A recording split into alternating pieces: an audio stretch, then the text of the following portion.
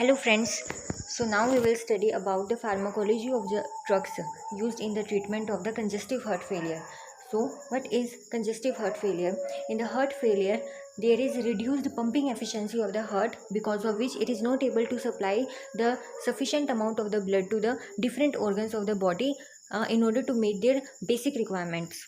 So you can see in the left side I have written that whenever there is reduced pumping efficiency of the heart, then the cardiac output get reduced and then there is a activation of the compensatory mechanism.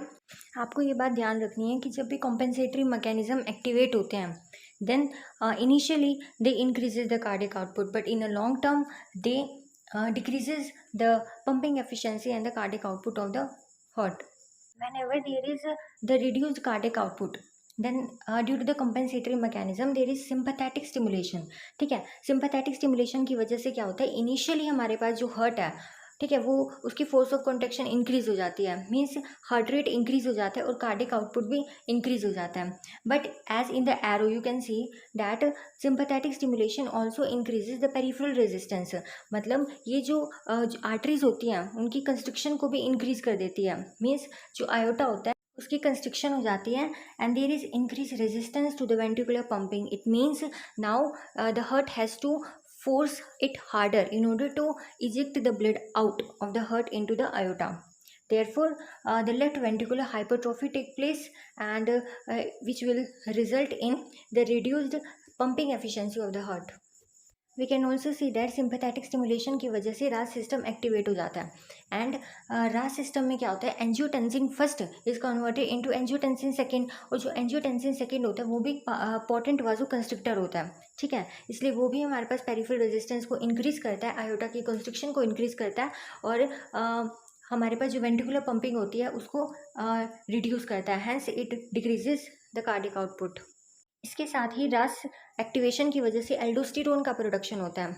आप arrow में देख सकते हैं कि जो aldosterone होता है it causes the reabsorption of the sodium and the water. So initially there is expansion in the volume and the cardiac output increases, but in the long term it causes the venous congestion. हमारे पास क्या होता है कि ज़्यादा fluid accumulation की वजह से venous congestion हो जाता है, प्रीलोड इंक्रीज हो जाता है and it also causes the ventricular dilation which further reduces the cardiac output. So the first line of the drugs which are used in the congestive heart failures are the ACE inhibitors and ARB blockers and the beta blockers. ये क्या करते हैं कि जो sympathetic stimulation होती है उसको वापस यहाँ पे डिक्रीज कर देते हैं, जिसकी वजह से लेफ्ट वेंट्रिकुलर हाइपरट्रोफी प्रिवेंट हो जाती है. And the second type is spironolactone. Spironolactone भी क्या करता है कि जो एल्डोस्टेरोन की प्रोडक्शन है उसको कम कर देता है, इसलिए reabsorption of the sodium and water is prevented and it prevents the Venus congestion. Plus Venus congestion को प्रिवेंट करने के लिए हम डायूरेटिक्स भी देते हैं, फॉर एग्जांपल तो फ्यूरोसिमाइड, जो कि excess amount of the fluid को हमारी बॉडी से निकाल देते हैं. Next are the venodilators, for example the glyceryl trinitrate. They causes the dilation of the blood vessels, therefore the preload it decreases. And the other type of the drug is digitalis. It is the positive inotropic agent. It increases the force of contraction of the cardiac muscle, therefore it increases the cardiac output. इस drug के लिए problem क्या होती है कि जो digitalis drug होती है इसकी जो लिमिट होती है, यूज़ की जो लिमिट होती है वो बहुत ज़्यादा लिमिटेड होती है, प्लस ये एक प्रो एरिदमिक ड्रग होती है. It can cause the arrhythmia. Next topic is the treatment of congestive heart failure. The goals of the treatment are to improve the symptoms and the restoration of the cardiac output, and the second is to arrest or retard the progression of the disease. So how the treatment is done? We are having the two types of the treatment. One is the non-pharmacological approach and the other is the pharmacological approach. In the non-pharmacological approach, we prefer the rest. And the second is the restrict sodium intake. हम क्या करते हैं कि जो sodium के intake होते हैं उसको रिस्ट्रिक्ट कर देते हैं, less than 2 gram per day, because जो सोडियम होता है वो हमारी बॉडी के अंदर वाटर की रिटेंशन करवाता है. And the number third is to restrict the water intake. Water intake is restricted to 1.5 to 2 litre per day. आपको ये बात ध्यान रखनी है कि जितना ज़्यादा बॉडी के अंदर वाटर का अमाउंट होगा उतना ही ज़्यादा लोड होता है हमारे हार्ट के ऊपर, उतना ही ज़्यादा लोड होगा उसको पंप करने के लिए. We have to limit the amount of the water in our body. Second approach is the pharmacological approach, in which we are having the two types of medication, first line medication and the second line.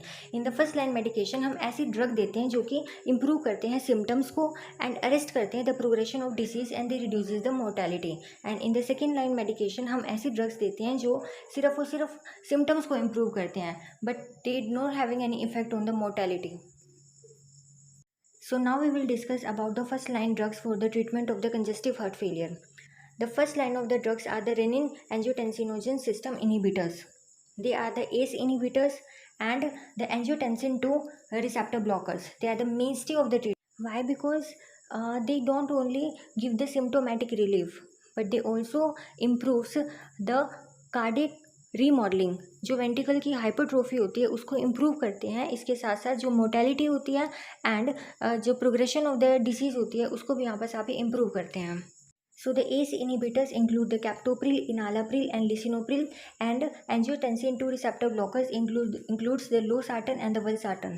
They block the action of the angiotensin second. देखिए जो हमारे पास angiotensin second होता है वो क्या करता है, वाजो constriction करता है.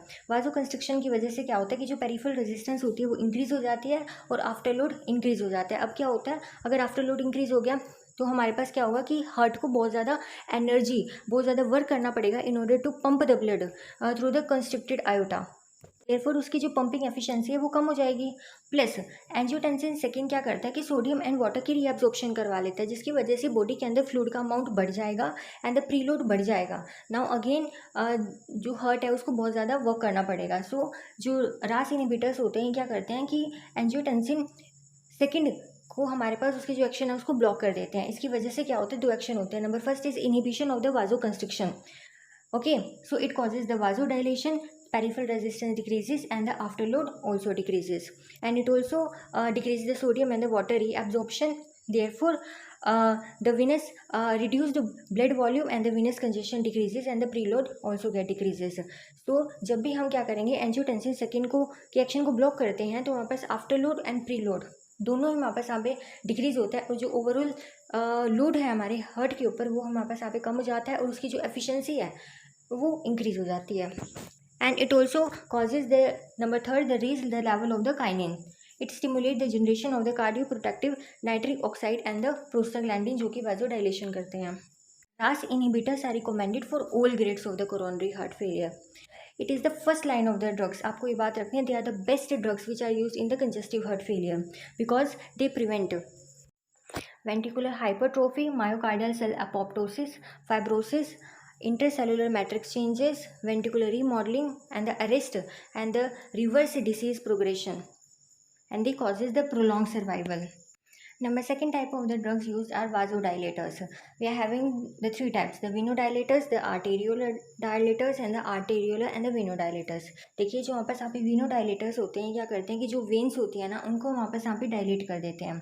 इसकी वजह से क्या होता है, प्रीलोड डिक्रीज हो जाता है. It means the amount of the blood which is pumped back to the heart through the superior and the inferior vena cava वो डिक्रीज हो जाता है. इसकी वजह से क्या होता है, वेंटिकुलर फिलिंग प्रेशर डिक्रीज हो जाता है, वेंटिकुलर का साइज डिक्रीज हो जाता है and it causes the shortening of the myocardial fibres and it improve the ventricular efficacy. इसकी वजह से इजेक्शन ऑफ द ब्लड अच्छे से हो पाता है. Venodilators include the glyceryl trinitrate and the isosorbide dinitrate. Next are the arteriolar dilators. देखिए जो आर्टेरियोलर डायलेटर मीन जो आयोटा को डायलेट करेंगे, ठीक है, ये क्या करते हैं कि पेरिफेरल रेजिस्टेंस को डिक्रीज कर देते हैं.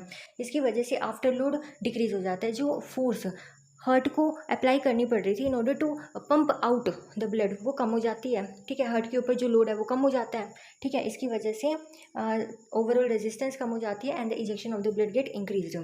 The drugs are hydralazine and minoxidil and the calcium channel blockers. Next are the arteriolar and the venodilators जो कि आर्टेरियोल और वेन्स दोनों को डायलेट करते हैं. For example the sodium nitrochloride. It causes the nitrate tolerance, limits the utility of the nitrate. Nitrate की tolerance हो जाती है, इसलिए हमें जो सोडियम नाइट्रोक्लोराइड है वो गैप के साथ देनी चाहिए, कॉन्टीन्यूस नहीं देनी चाहिए. ठीक है, and it may cause the mark tachycardia and worsening of the myocardial ischaemia and fluid retention limit the utility of the hydralazine. And they are not the primary drugs. They are used as an alternative for the patients who are intolerant to the RAS inhibitors. जिनमें RAS inhibitors नहीं काम करते उनको हम vasodilators देते हैं. Next drugs are beta adrenergic blockers. देखिए हमारे हार्ट के ऊपर बीटा 1 रिसेप्टर प्रेजेंट होता है जो कि फोर्स ऑफ कंट्रैक्शन को इंक्रीज करता है। ओके, सो बीटा 1 ब्लॉकर्स क्या करते हैं, बीटा 1 रिसेप्टर्स को ब्लॉक करते हैं। For example the metoprolol, bisoprolol and the nebivolol and the non selective beta and the selective alpha 1 blockers, for example the carbidiol, they are used. They antagonize the pathological remodeling effect and excess sympathetic activity, means जो हमारा heart है उसकी force of contraction को ही कम करते हैं। They are use as add on therapy and for the retardation of the disease progression. Next type of drugs are aldosterone antagonist. ये क्या करते हैं कि जो एल्डोस्टेरोन की प्रोडक्शन है उसको कम कर देते हैं। फॉर एग्जांपल स्पायरोनोलैक्टोन, इसकी वजह से सोडियम एंड वाटर की रीअब्जॉर्प्शन कम हो जाती है एंड ओवरऑल हमारे पास यहाँ पे जो fluid volume in our body it get reduced and it decreases the congestion in the body. For example जो एल्डोस्टेरोन होता है क्या करता है, ब्लड वॉल्यूम को इंक्रीज करता है, इसलिए प्रीलोड इंक्रीज हो जाता है। फाइब्रोब्लास्टिक प्रोलिफरेशन को इंक्रीज करता है जिससे वेंटिकुलर रिमॉडलिंग होने का डेंजर रहता है, ठीक है। प्लस ये हाइपोकैलेमिया एंड द हाइपोमैग्नीशियमिया करता है जिसकी वजह से रिस्क ऑफ एरिदमिया इंक्रीज होता है। एल्डोस्टेरोन एंटागनिस्ट क्या करते हैं, इन सभी इफेक्ट्स को कम कर देते हैं। Okay, and they are also use as add on therapy for the retardation of the disease progression. Now next are the second line drugs for the congestive heart failure. Second line drugs वो होती हैं जो सिर्फ symptomatic relief देती हैं, कोई mortality benefits इनके नहीं होते हैं। For example number first type of drug is digoxin and the other is dobutamine या फिर dopamine, amrinone and the milrinone. So number first will discuss about the digoxin. देखिए जो डिगॉक्सिन होती है कार्डियोटोनिक ड्रग होती है। ये क्या करती है कि सोडियम पोटेशियम एटीपीएस पंप को इनहिबिट कर देती है जिसकी वजह से क्या होता है, जो इंट्रासेलुलर कैल्शियम की कंसंट्रेशन होती है वो इंक्रीज हो जाती है और कैल्शियम की कंसंट्रेशन इंक्रीज है, ठीक है, सेल के अंदर। इसलिए क्या होता है कि जो मायोकार्डियल सेल होती है ना वो उनकी जो फोर्स ऑफ कंट्रैक्शन होती है वो इंक्रीज हो जाती है। ओके, एंड इसकी वजह से क्या होता है कि जो ओवरऑल हमारे पास यहाँ पे कार्डियक आउटपुट होता है वो इंक्रीज हो जाता है। Okay, so it is the most effective drug in the congestive heart failure with the dilated heart and the low ejection fraction. लेकिन इसकी लिमिटेशन क्या होती है, it is having the low margin of the safety and it is pro एडमिक। ये जो ST segment होती है उसकी डिप्रेशन कर देती है जिसकी वजह से जो ईसीजी होता है ना उसके अंदर डिफेक्ट आ सकते हैं। Next drug is dobutamine. It is beta 1 antagonist and it is also inotropic drug. ये भी फोर्स ऑफ कंट्रैक्शन को इंक्रीज करती है। It is given IV infusion in the acute heart failure and it can cause the advanced decompensated heart failure. Next is dopamine. It is D1 agonistic action and ये भी क्या होता है कि cardiogenic shock में हम इसको यूज़ करते हैं। बेनिफिट आर शॉर्ट लास्टिंग, इसके बेनिफिट्स होते हैं, दे आर, एंड अगर हम ज़्यादा यूज़ करेंगे then it may cause the tolerance and the cardiotoxicity. Next drug is milrinone. It is a phosphodiesterase 3 inhibitor और ये भी क्या होता है पॉजिटिव आइनोट्रोपिक इफेक्ट प्रोड्यूस करती है, वाजोडाइलेशन करती है। इसका हाफ लाइफ 40 to 80 मिनट्स होता है और ये रिस्ट्रिक्टेड होती है फॉर द शॉर्ट यूज़ के लिए हम इसको यूज़ करते हैं and severe and reflective congestive heart failure में यूज़ होती है। Next importants are the diuretics. देखिए हमने ये डिस्कस किया था प्रीवियसली कि फ्यूरासामाइड डायूरेटिक्स यूज़ होते हैं, क्यों, क्योंकि ये हमारे पास जो कंजेशन हो रहा है बॉडी के अंदर उसको कम करते हैं, प्रीलोड को कम करते हैं, फ्लूइड की अकोमुलेशन जो हो रही है उसको कम करते हैं। दे improve the ventricular efficiency, remove the peripheral oedema and the pulmonary congestion and they are added intermittently to the primary therapy.